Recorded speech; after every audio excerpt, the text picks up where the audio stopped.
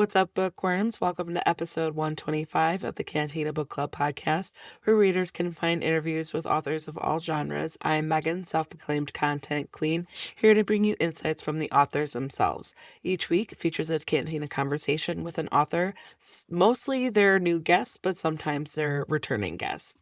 Please be sure to hit that subscribe button so that you never miss out on an episode, and feel free to browse through existing episodes so that you can catch a previous interview about a book that you finished. Today's episode features a chat with Rachel Van Dyken. We're talking about her book, Fallen Gods. That book is available now. This is another romance, fantasy, romantasy based on Norse mythology, and it actually is really fun, and it's got some spicy parts in there. And so some spoilers do pop up in these conversations, but the episode is more enjoyable if you've read the book anyway. So if you don't know why Rachel and I are talking about angry sex, then hit pause, add this episode to your playlist, and pick up a copy of Fallen Gods. The interview will be ready when you are ready.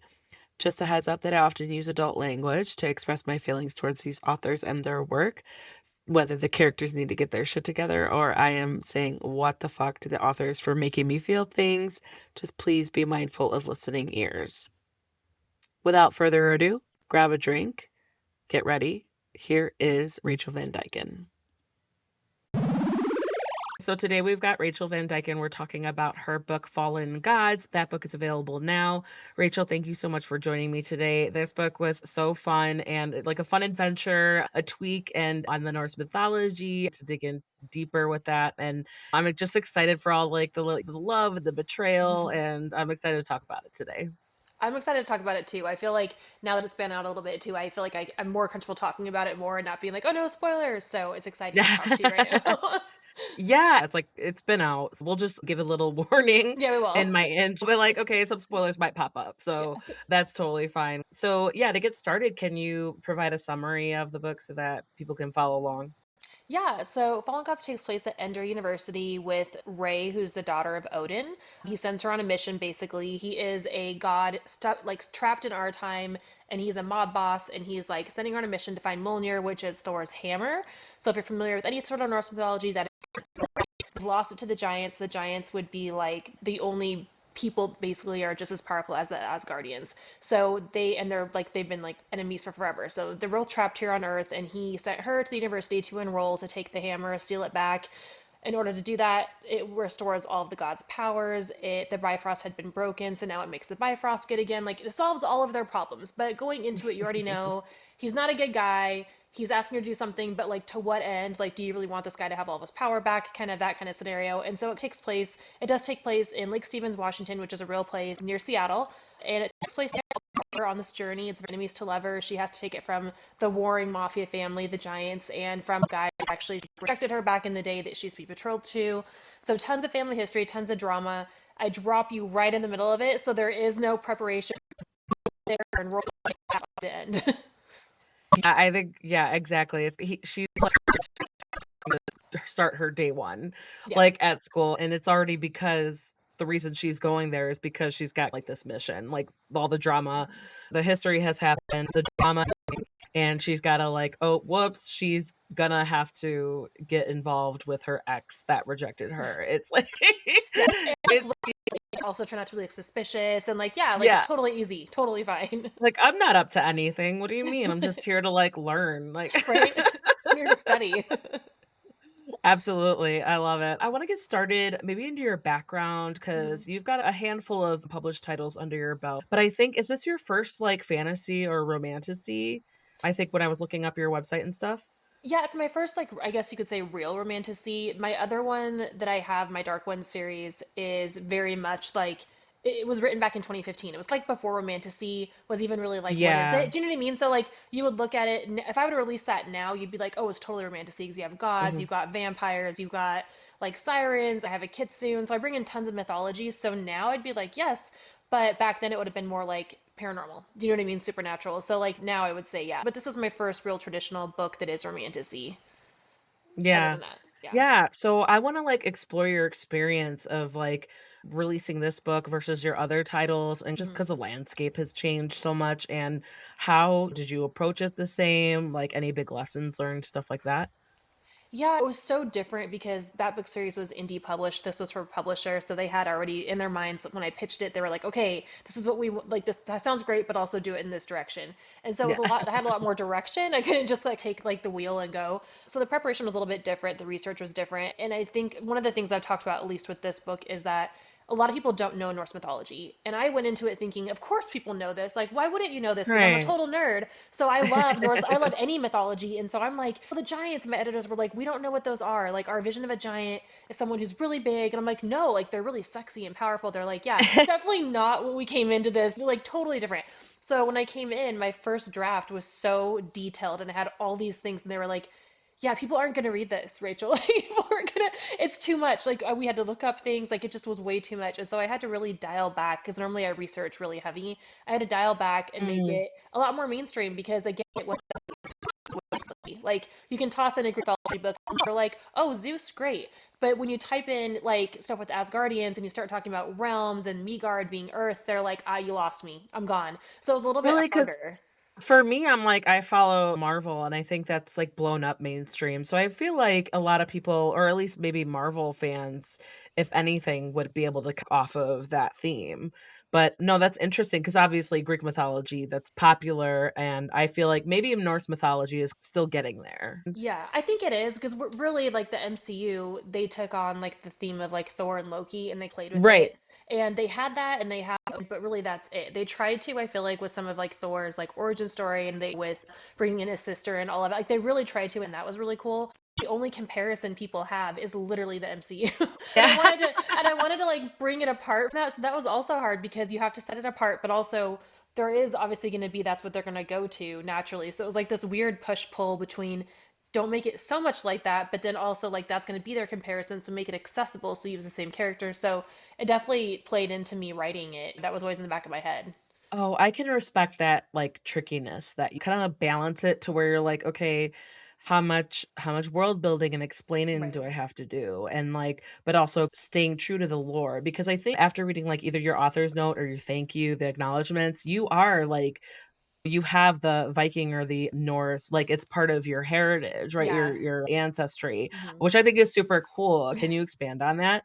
Yeah, so my grandpa's Norwegian. His dad came over from Norway, from Oslo. So we still actually have family over there. So my entire dad's side of the family is all Norwegian. And so I really wanted to honor them in writing this book and do a good job, which is why, again, I researched so hard. And I had old reference books that my grandpa had actually passed down to me. They were like Falling Apart, old poetry, like all these kinds of things. Like I had like old songs, and I loved that. And I loved like diving into that, but also you have like the other comparison of like the Vikings and all the different shows that are on TV, and I was like, ooh, so I got to pull from that as well. So that was really fun.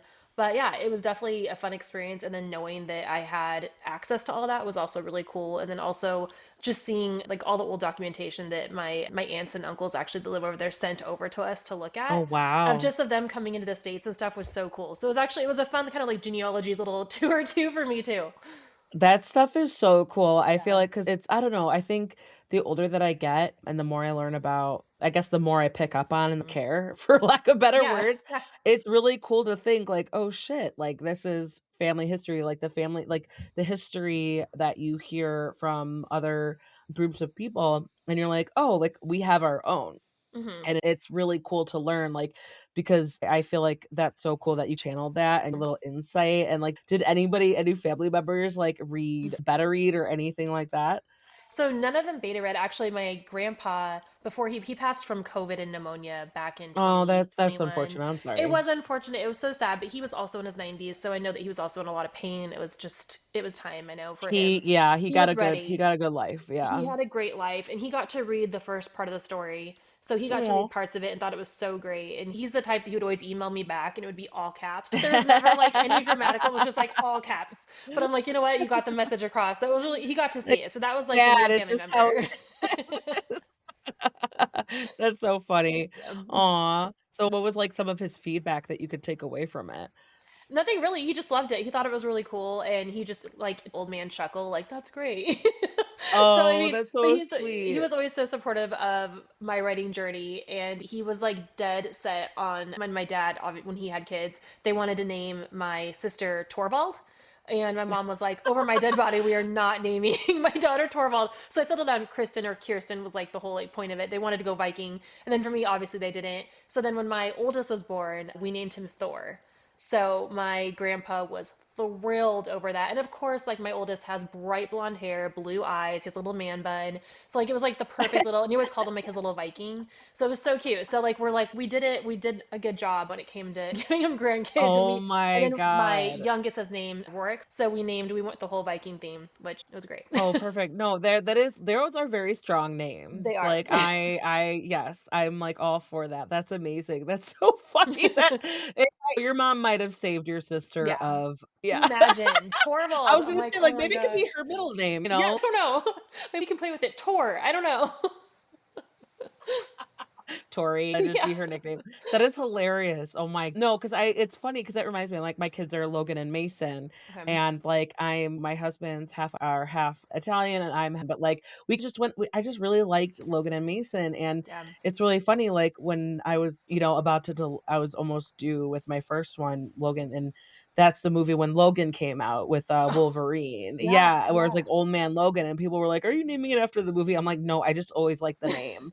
Like, it really is that Yeah. just that, but that's like it's almost at what reminds me of, but Yeah. it's when I looked up meanings, I'm like, "Oh, it's like Welsh," or, it's like Yeah. it's still like the European and like masonry, or is like an Irish or Celtic name and a Scottish name, so I'm like, "No, that fits because 'cause I'm like half Irish, my husband's Irish. No, There it's you really go. cool to pull from that and to Yeah. see because yeah, I imagine when yeah, like, how your parents went, like, they were like, "What can we do? Like, what can we do with this?" So I get it, but it's like, that's hilarious that they were like, "No, let's do it." Like, and your mom was like, Yeah. "Absolutely not." Yeah. And it's bad timing, just bad timing all around. Like after a Ye C-section, you don't just like throw that at them. Oh Like, god, yeah, it's a no, horrible idea. like, oh my gosh, so they didn't really talk about name No. before, like, that's so Yeah. funny. That's so funny, I love it. Let's see here. You am I correct to guess that you write mostly, like, in fantasy? Yeah, I read a lot of fantasy. I have a lot of, so I'm all over the place. I always tell people that I am a reader first and author second. So I Mm, love reading. I love reading. I don't understand authors who don't read. Like it's baffling to me when they don't I don't read. know who don't read, like, you Some know what I do. mean? Like it's crazy, or they look at it like it's such a job and like such a chore that I'm like, I don't Oh, understand this. Like you're so lucky to be doing. I yeah. don't know. It's baffling, but I'm not one of those people. So I love reading, so I will write in every genre. So I have a ton of rom coms. I have a ton of mafia. Is probably what I'm mostly known for is my mafia and my contemporaries. And then next would be fantasy and like paranormal. And then I also even have, I started out with Regency, if you can believe it. So my very first books were all Regency romance because I was obsessed with Julia Quinn and Eloisa James.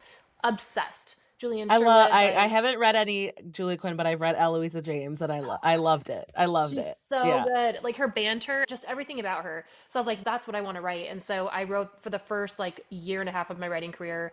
It was all that. And then I went into new adult. And then from new adult went into the fantasy and paranormal and stuff. So I kind of all over the place. I don't recommend that for any Yeah. author listening. Please don't do that. It's a horrible idea, like marketing wise, because it's very hard to like pivot if you're not using a Yeah. pen name. And I didn't. But yeah, I tend to just write everything. Yeah. So what okay, because I would have said, like, what draws you to the genre, but because you're all over you're drawn all over the place. Like, that's what you Yeah. just love, and you get these ideas, and I feel like even what is it, Ray's and Arik, I don't know if it's Eric or Arik, their story can almost be applied to, like, almost any a Regency genre. Like, Right. you just base their or a historical romance, like, they're trying to find an artifact, and they're trying to figure out when they're like, what there's a love story and a little bit of, like, is that person can they be trusted? Could be Mm-hmm. like who are they revealed to be and what's the secret and what the little clues. It's like it's obviously it's unique to the genre and the Norse mythology part of it, but I feel like those ideas, I feel like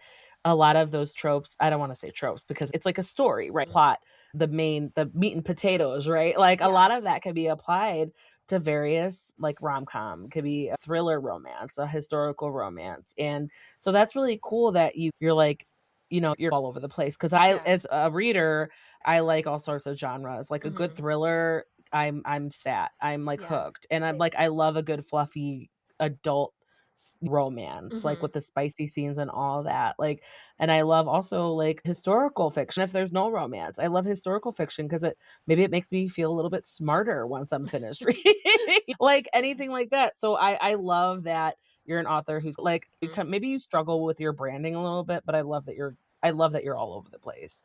Thank you. No, I don't think I could ever be someone that could be, you can only write this. Like if I was told that, I'd be very sad. But I think too, what works is a lot of times my traditional books, I know what they're asking for. They're like, I want more fantasy or I want this, and I can lean into that. And then if I ever need like that palette cleanser, I can do my indie books and do that as my palette cleanser. I could write a YA or I could write a thriller or do my own thing, which is the joy I have in being a hybrid author is that I have that freedom to do both. So I never Yeah. feel like I have these little handcuffs on and I have to only write what they tell me to write. But yeah, I've been really fortunate to work with some really great publishers that are really that just allow me to kind of do what I want, which is very Yeah. rare. Yeah, exactly. They're not kinda like, "Oh, we don't know, like, No. what do you've been doing this, and why are you doing this up, Rachel?" Like, Hopefully I've no, earned that's that. great. Hopefully I've earned that from being in the industry so long that they're just like, it's fine, it'll be fine. Because I think too, at the end of the day, like people that have read me for a long time know that my voice is the same. Like my banter is always there. I'm always very dialogue heavy. Like that doesn't change because I can't change that. That's just how I write. I can't not have tons of dialogue. It's not within me to do that. I can't have a heavy inner narrative. Like I can't do any of those things. I have to have very like a lot of action, very fast pace, Right. younger sounding voices. I just can't deter from that. So I think as long as you know that you're going to get that in every book, then you can cross the genres with me and be like, "Oh, now we're going to read this," and it makes sense and you still will enjoy it. Yeah, like, they're familiar with your Yeah. voice, and Yeah. in this context, and I can, like, maybe I'm feeling a little frisky, I'll go here, you Yeah, know? exactly. So, piggyback off of that, how is it, like, if, you're writing from perspectives that are different from your own? Either if it's a YA or if it's just somebody who's or what, new adult, somebody whose, like, age and background is different from you, how do you, like, channel that? What do any research that you do? Research, I love asking about research because it's fascinating answer no matter what. I wanna explore, like, how you home in on that. So I actually have a great answer to this. I used to do writing tutorials online for this, and when I did, sometimes too, when I would go to signings and I would end up doing panels and stuff on this, but about like the craft and all that. Biggest thing I tell people is yes, do your research, do tons of research, but also wash the dishes. And I say wash the dishes as in when you walk into the house and you are a mob boss, you are going to wash the dishes different than someone else is going to wash the dishes. Are you going to throw them? Are you going to break them? Are you going to walk in and toss your coat? Are you going to talk to anyone? Are you going to look down? Are you washing blood off your hands? Like, what are all those things you're doing? Like, how do you wash the dishes? And how is that different from a stay at home mom that's going to walk in? Is she going to be frazzled? Is she going to trip over her shoelaces? Is she going to, like, what are actions? Like, how are you going to react to your environment around you? Same as when you walk in and you're a teen. Like, what kind of attitude are you going to have based on what you're witnessing around you? And so I always tell writers, and what I always do is, how would your character wash the dishes? And I guarantee every single time it's going to be different because they're different in how they think, how they focus. They're all going to have different little twerks about them that just like come out in those moments. And so for me, like that's how I get into character is I imagine these different characters doing those different things and how would they interact that way, and then it leads into me being like, oh, because maybe they have anger issues. Oh, okay, I see what you did there. Okay, maybe they have this. And so then I let them lead that scene, then I write down my character profiles and then I go from there. That's amazing. I think that's the first time I've heard such, like, a concise and unique answer, like, Okay. but that makes so much sense to just have, like, one activity to focus on. It's like, it's responsible and it's necessary, and, like, Right. how would your character wash the dishes? It's like Yeah. asking, "How would Voldemort wash the dishes?" But how would Voldemort wash the dishes? Like, then you start thinking he'd probably, and then your mind just does this, right?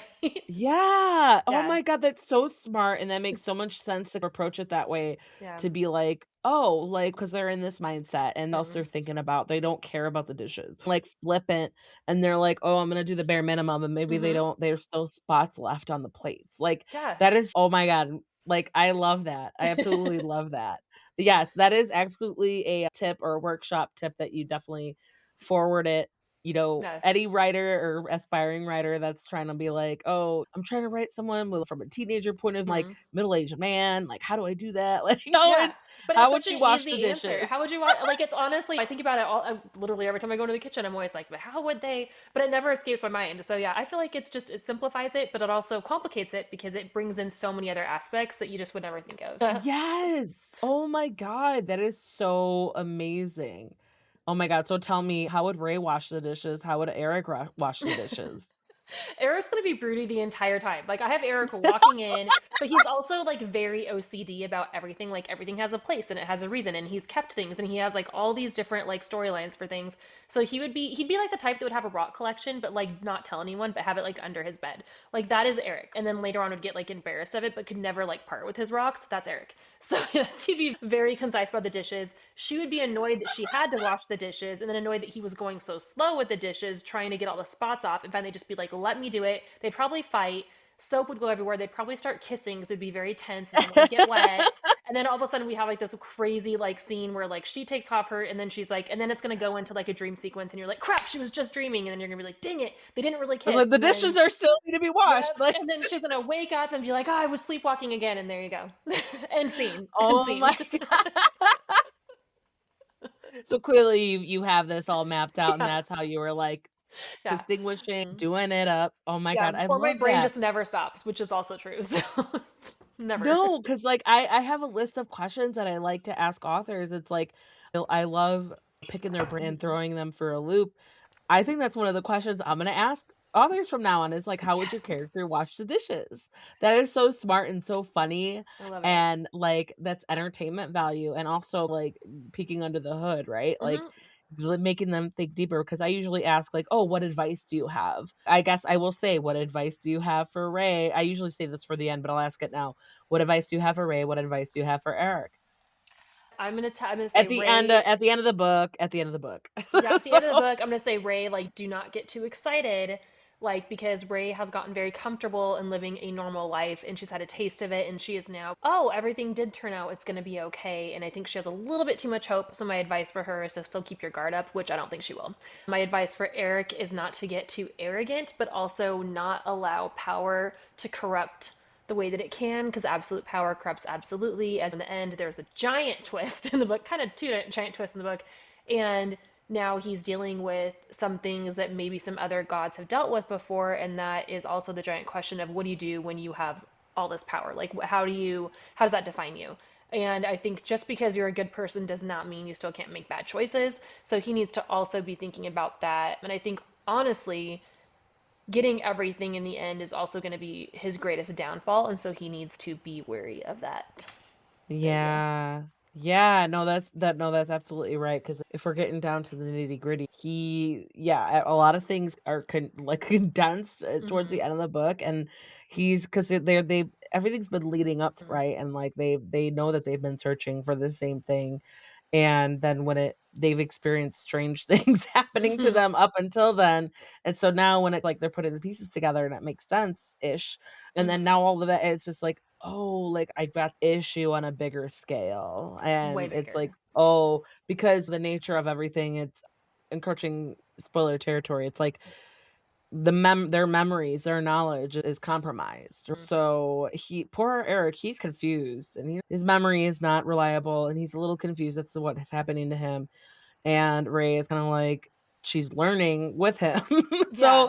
So, that's what makes it a good partnership and a good story and a good, like, pulling the reader along too. Because I was like, "Wait, yeah, what's going on?" And so, like, when you get to the end, you're like, "Oh, okay, fuck this." Like, now I'm waiting for the next one. Now I'm waiting for the next one, you Yeah. know? Yeah, it does, and it happens so fast. And I had to cut like 40,000 words out of this book. So it was How horrible. many pages is that? That would Like, be 10 at like a least? solid, Or no, 40,000 words would be a see? solid 150 pages, like See, I have solid. no idea. It's See, I have okay. no No, idea. it's okay. I wouldn't have either had I That's a not seen those lot. That's pages a go. good chunk. It is because And this one in is a chunky girl. I don't know. Like it's yeah, it's I still have pretty the long. It's yeah. like over 100 pages. So yeah, I definitely had to pull some out because I was giving away so much. But I think in the end too, like it ends definitely with a bang, and you're what? And I think the one thing I don't want to say this as a spoiler, it's really not because you find out really early on in the book that Mjolnir is sentient. Like it knows it's an actual living, breathing artifact thing, which I Right. think is so cool. So you're bringing in that. So you actually have another character almost in Mjolnir. Like you have Yeah. another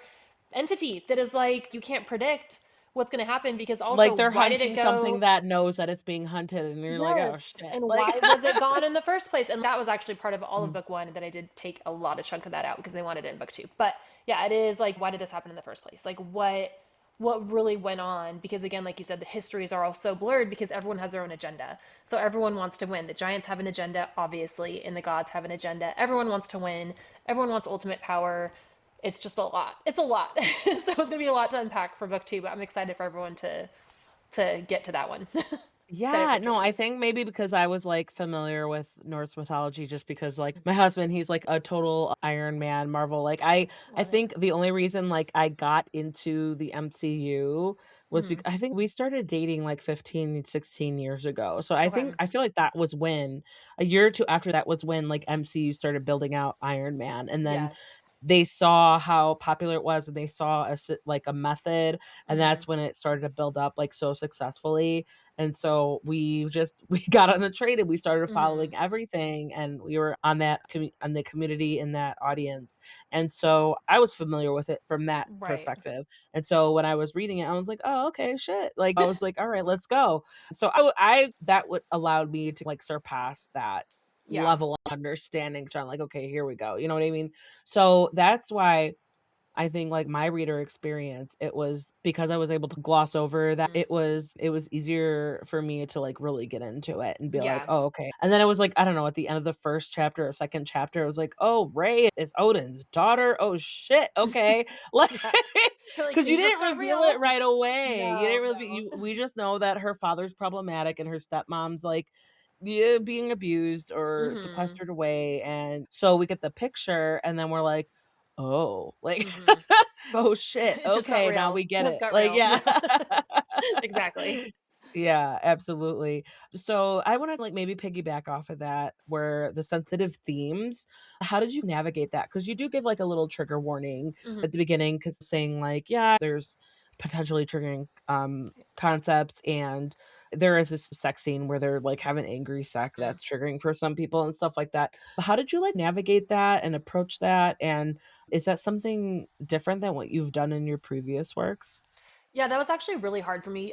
And which is funny because I've never been one to where they've been like too far, Rachel. I've never been that kind of author because I don't really write, I didn't think like really dark romance. My mafias get very dark, but in my brain it makes sense because you can't Oh, yeah, the sugarcoat. mafia romance, that's definitely Yeah, dark you romance, can't yeah. sugarcoat like I remember I was doing a panel and they were like, "What's like the craziest scene you've wrote?" And I'm like, "Oh," and I was on it with E.L. James, so of course I'm on this panel with E.L. Oh, James, and I'm like, "Yeah, like he gets a dagger and then she like stabs him during sex," and E.L. James is like, "What?" She like looks around at me and I was like, "Oh my gosh!" I was so embarrassed and everyone's just like laughing and I'm like, "Yeah, like blood sex," and I was like, "I need to stop talking. I need to 100% stop talking right but now." there isn't for that. There is. And so, like, in my brain, I'm going into like this, and I'm like, oh, now we have gods, we have giants, we have all these things, I can do whatever. And they actually pulled me back that there is an angry sex scene. And I had it a lot more intense, and they made me pull it back because of domestic violence and abuse. And I fought a little bit on it only because I was like, listen, this is supposed to be in a sexy way because of the power that they have and it's uncontrolled and it's all these things. But because they were arguing, which I totally understand, they were like, no, because they're having an argument too at the same time. And I'm like, that's fair. That is 100% fair. So navigating that and then also going back through my edits and being like, okay, what else can be triggering this? Because you have to get out of the story. It's so hard. It's such a hard balance because there comes a time where like you don't ever want to sugarcoat things so much in a book that it's not realistic. And I say that even in romanticy, that gets to a point where you're just putting something very vanilla out there just because you're so afraid you're going to offend people. But Yeah. real life is ugly, and real life is all those things. It's like people when they read some of my mafia, they're like clutching their pearls, and I'm like, listen, like that doesn't mean I'm a serial killer. Like that doesn't mean I'm going out doing this. Like it's You're just just like kind actors. of exploring, Yeah, yeah. I'm telling a story. Like I'm telling a story that or basing it sometimes off of stories I've read, even like in the news. I'm like, I'm basing it off of something that happened. And if that's too hard, then that's something that people need to be aware of. And I understand those triggers. I have very high anxiety. So I get that 100%. And I also used to be a school counselor. So I get it on two different levels where I'm like, okay, you got to be careful too. So leaving that in there, we just wanted to cover our bases and make sure people knew we never want someone fresh coming off of something traumatic in their life, reading a book for an escape, and all of a sudden it does the opposite. So you want to make sure that Yeah. it's a safe space, but there is a really fine line when it comes to art. And I think that's something that like publishers always need to take into account too. And I think also there comes a point in time too where sometimes reading through stuff like that where the person there are survivors in the end or there are like people that take their power back can be extremely powerful for people too. Yeah. So you also need to not leave those stories out too because it gives them hope that there is a happy ending to things. So I have a lot of Absolutely. feelings about this. Like there's a lot, I could do a TED talk on Yeah, this. it's But like yeah, there's it's a tough different one. directions that you can take, like, Yeah. but it is like a delicate balance. It's like, how do you wanna approach this? That's why I love Yeah. asking this. I One of my best friends from high school, I've known her for, like, 20 years.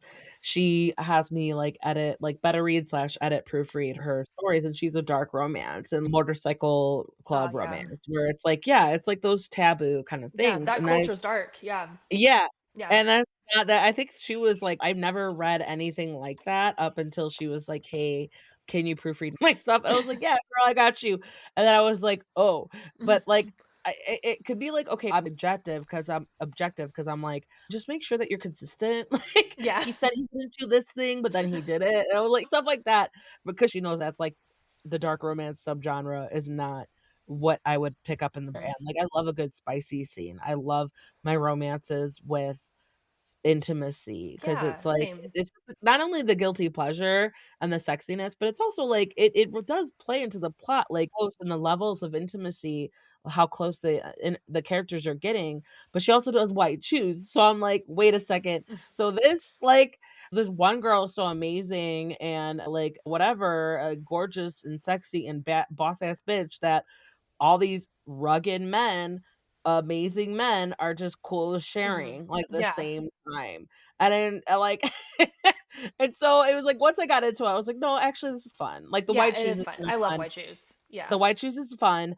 but the dark romance aspect where I'm like, "I don't need to read certain scenes that are like this, Mm. not my jam, but I will help her get her shit out." You know what I mean? Yeah. So, I like it's funny to separate the pen name From the person, from you're like, from "Oh." my friend. Yeah. Yeah. No, I totally respect that where it's yeah, it's a delicate balance, and you might turn readers off if you include, like, 2 sentences, right? Yeah. It's like you could just pull 2 sentences out, and then it's like the readers can just figure it out on their Mm. own terms. You Yeah. know what I mean? Yeah, it's so I no, I respect and appreciate that struggle. Mm. It is like, where you're like, "Oh, yeah, there" but when you said, "Oh, there might be there's angry sex," and then once I read it, I was like, no, I get it, but it's hot. You know what I It mean? is, It's like they're like just like they still, like, are so attracted to each other and care right. about each other and, like, can't keep their hands off of each other, but they're, like, in an argument and they know, like, okay, it's, like, almost a sign, at least I took it, that, like, we're gonna get past this. We're We're gonna gonna get figure past this it. out. And that's Yeah, 100% what that scene was supposed to be. So I'm glad that's what you took from it. It's supposed to be like, yeah. I can hate you in this moment and be angry with you and be all these things, still be attracted to you, mind you, still respect you as a person, but still want to like shake you a little bit because like, but again, they're equally matched too. So it makes sense. Like, not equally, but they're both powerful in their own right. And like, Yeah, she's powerful, he's powerful. So it's not like, yeah, it ends up working out. okay, okay. What were the most challenging parts to write? What were the most enjoyable parts to write? The most enjoyable parts are always the dialogue, and I call them the big dots, like all the big threads, all the big moments that you have. And then the tiny things that I hate so much are the details. Like I have to feed them, and I have to clothe them, and I have to like, it's like taking care of a Tamagotchi. Like you have a schedule of like, oh crap, my characters need to eat again. Like Tamagotchi, that's a throwback. it is, but mine always died for a reason. But it's I hate it. I hate that like you have to change their clothes. Like there's all those tiny little things. So like if I could just write a book of just dialogue, I would be like good to go. But I have to include all those like little boring parts. Like my agent was like, they need to go to class. I'm like, yeah, no, we're good. Like we're gonna skip. She's like, you can't just have them skip class on every page. I'm like, no one wants to go to like history, like math. Like come on, she has this hot god like creature sitting next to her. She can stalk. Like let her do her thing. Let her live in peace. But yeah, so those are the kind of the boring parts for me. But that's always the boring parts for me. I love the kissing. I love the makeup and all that. But you do need those tiny things because those tiny things are little hints and breadcrumbs that lead into the big things. If you don't have those, then the betrayals aren't as big. Everything isn't as massive. You do have to have them. It's just not as fun to write them. And you could probably tell that in my stories. It's also why my storylines tend to all of a sudden have like three plots versus one. Because I'm like, ooh, and then this happened. And it's like, oh, Rachel got off the road again. But it's my ADHD is just like, ooh, look at shiny. And I go Yeah, over right, here and squirrel. yeah, exactly. And then they're like, where did this come from? He has a cousin now. I'm like, don't worry about it. It's fine. It'll work out. It'll work out. Because I tend to do that. Trust So me, yeah, trust the don't ask. process. Okay, so Rachel Van Dyken, where can we find you online and on social media? You can find me mainly, I'm on Instagram a ton at RachVD. I try to get on TikTok as much as I can. And my website, rachelvandykenauthor.com. I personally respond to everything if I can. So it's not assistants messaging you back or anything. I try to keep track of everything as much as I can. I use that as like I write, and then that's my other full time job is making sure that I'm present and I'm there. So you can find me there or also in my reader group in Facebook called Rachel's New Rockin' Readers, where we just share our love of books and all things my backlist, where you can pepper them with questions if you have any questions about my backlist books. Oh, I love that, Rachel's Rockin' Readers. That's Yeah. so cute. Okay, so Rachel Van Dyken, Fallen Gods. That book is available now. Thank you so much for joining me today, for giving me your time, Yes. for giving me so much, giving us so many insightful answers and all that good stuff. And if and when you are ready to release book number 2, feel free to keep in I will touch. I'd send love it to to chat you. again. I will. I'll Yeah. send it to you. Don't worry, and we'll chat. Thank you so much. All It right. was great talking with you. And there you go. That was Rachel Van Dyken talking about her book, Fallen Gods. That book is available now. Check out the show notes to see links where you can find Rachel online and on social media and where you can purchase the book.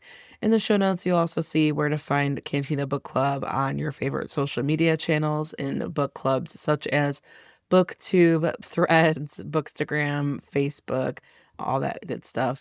I would love and appreciate if you could follow and subscribe on your favorite social media channels to keep up with Cantina Book Club so you never miss out on book reviews or other interviews. If you have any book loving friends who are looking to get more out of their reading lists, please share Cantina Book Club with them so that they can get upcoming releases and interviews. And another way to help this podcast is to head on over to your favorite podcast player and give this podcast, Cantina Book Club, a rating and review. It helps me reach more potential listeners and fellow book lovers like you. And that goes for any podcast that you listen to. It's one of the easiest ways to help out. If you need a book recommendations, you can reach out to me. I'm always looking forward to suggestions based on your mood, your genre, all that. Or you can head on to cantinabookclub.com to find in-depth book reviews. And while you're at it, you could subscribe by entering your email onto the website so that you could find reviews and author interviews directly into your inbox. If you want to support Cantina Book Club even more, you could donate by finding the form on cantinabookclub.com. It's a one-time donation or even as little as $1 a month. I seriously appreciate the support and I will show that appreciation for you in one way or the other.